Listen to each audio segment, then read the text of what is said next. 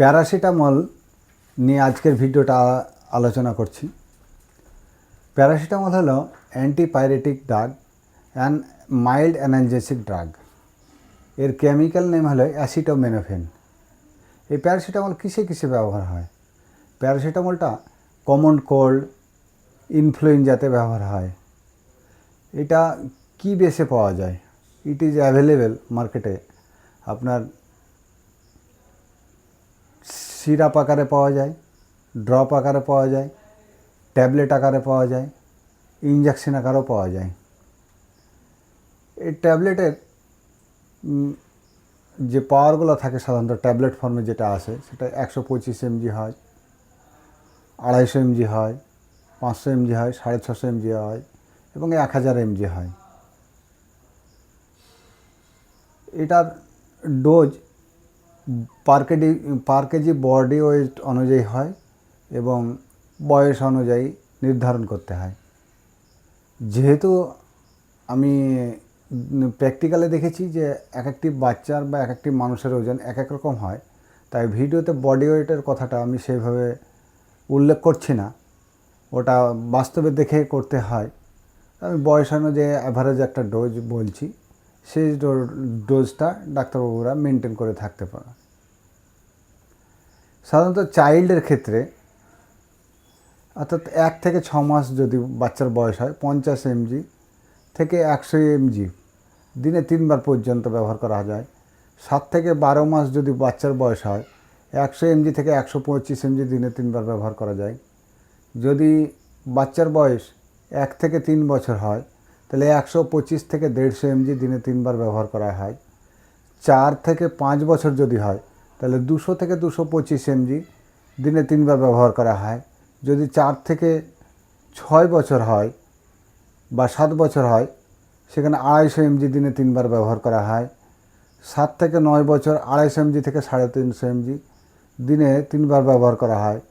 10 বছর থেকে 12 বছর যদি হয় তাহলে আপনার 500 mg একটি করে ট্যাবলেট দিনে 3 বার ব্যবহার করা হয় এবং 12 বছরের ঊর্ধ্বে 650 mg করে একটি ট্যাবলেট দিনে 3 বার ব্যবহার করা হয় এবং প্রয়োজন অনুযায়ী এই ডোজ বা মাত্রা হেরফের হয়ে থাকে। এটা সাইড ইফেক্ট কী কী হয়?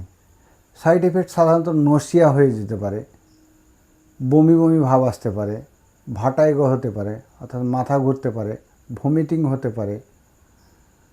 আর এটি ব্যবহার করার ক্ষেত্রে বিশেষ করে যারা লিভার ড্যামেজ পেশেন্ট তাদের ক্ষেত্রে সতর্কতা অবলম্বন করা হয়। অনেক সময় লিভার ড্যামেজ পেশেন্টদের দেওয়াই হয় না এবং সেই সঙ্গে কিডনির যারা পেশেন্ট হয় তাদের ক্ষেত্রেও সতর্কতা অবলম্বন করে ব্যবহার করতে হয়।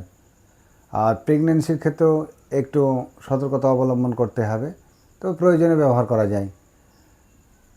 এটা একেবারেই চরমভাবে সতর্ক থাকতে হবে যদি লিভার ড্যামেজ পেশেন্ট হয়। আর এইগুলা মার্কেটে বিভিন্ন নামে পাওয়া যায়। ক্যালপুল নামে পাওয়া যেতে পারে, পাইরিজেসিক নামে পাওয়া যেতে পারে, সুমল নামে পাওয়া যেতে পারে, ডোলো নামে পাওয়া যেতে পারে। আমি 2-1টা দেখাচ্ছি। আমার হাতে এই মুহূর্তে আছে সুমল ড্রপ, এই নামেও একটি মার্কেটে অ্যাভেলেবেল থাকে। সুমল ব্র্যান্ডের অনেক কটা প্রোডাক্ট আছে বা বিভিন্ন রকম ফর্মে পাওয়া যায়, ট্যাবলেট, সিরাপ, ড্রপ, তারপরে প্যাসিমল হয়। আপনি এতগুলো কোম্পানির নাম আছে ভাবতে পারবেন না। আমার মনে হয় সে ব্যঙ্গ করে বলে না যে মাথার চুল যতটা কোম্পানিও ততটা। তো যাই হোক, কোম্পানি আমাদের চিনে লাভ নেই, আমাদের মেন যে কম্পোজিশন সেটা জানতে হবে, অর্থাৎ অ্যাসিটামিনোফেন।